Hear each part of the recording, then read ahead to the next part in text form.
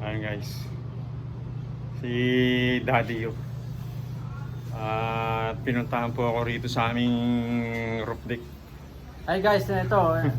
Namimerisyo ko dito eh. Naglalaba po ako rito eh. Lalaban, istorbo ko. Kasi humingi ako ng pabor kay Kuya Lars. Alam mo naman pagka medyo kailangan natin ng konting tulong, si Kuya Lars lagi na nandyan. Ano ba yun? Eh, ang dami ko rin labahin sa bahay. Ay, tutulungan ba kita? Pwede mo pagkatapos mo. Oo, sige, tulungan mo muna rin ako dito. Ito ang taga-pigat at taga-luglog. Oo, sige, yan. Di guys, kasi yung si Mariano J. yung sa gilid. Yan, nag-iisip siya ng namin, ng content namin pang Panggulo. panggulo. Yan. Guys, punta ako dito kasi kinausap ko si Kuya Lars, no? Kasi si Caroline is malapit na yung graduation niya. Hey, congratulations, Caroline. Senior high, grade 12. Yan. Tapos medyo yung graduation niya medyo malayo, Pasay area. Then yung sasakyan ng Mardi na-tempo sa coding siya. Kasi medyo nagkaroon kami ng konting conflict sa sa service, kaya punta ko dito kay Kuya Lars.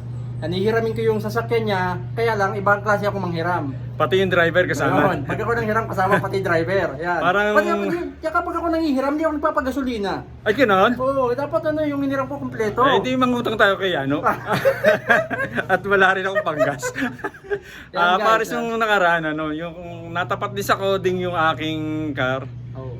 Sinundo ko yung kapatid ko nung Miyerkules, mag-iisang linggo na. Sa airport, no? Oo, sa airport. Yung kila Mariano G naman ang ginamit ko noon. Yun, baga nagkakahiraman naman sila, di ba? Kaya thank you din kay Mariano G. At buti na lang. Nagpagasolina ka ba nun? Sobra nga yung gasolina ko. Pinultank mo? Oo, na-full tank. Ay, ganito lang gawin natin. Well, pinultank mo pala yung Mardi Car. Sip-sipin na lang natin yung gasolina natin doon sa rebo Kung mo. pwede nga lang crudo yung kanya Akin gasolina Paano ba yun? Hindi pupugak-pugak ang mangyayari sa rebo ko gasolina dyan. pala yung sa'yo, mas mahal pala yung sa'yo Kaya nga Kaya mo na, Paano ba yan? Pagka medyo naka-belo-belo tayo, isip tayo ng sasakyan di tubig.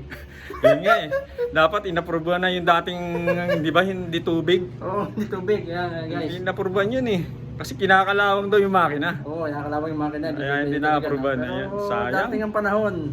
Ewan ko lang kung kailan. Parang hindi na mangyayari yan Yan. Nakapag-isip ka na ba dyan? Yan guys, yun.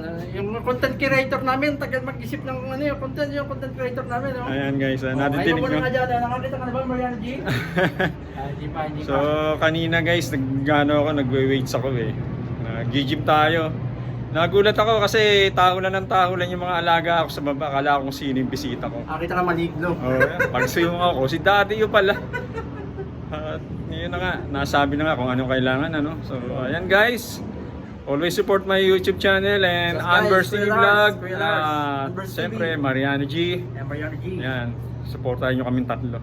Supportahan nyo kaming tatlo at pag hindi nyo kami sinuportahan, Yari kami. yari kami. Magugutom.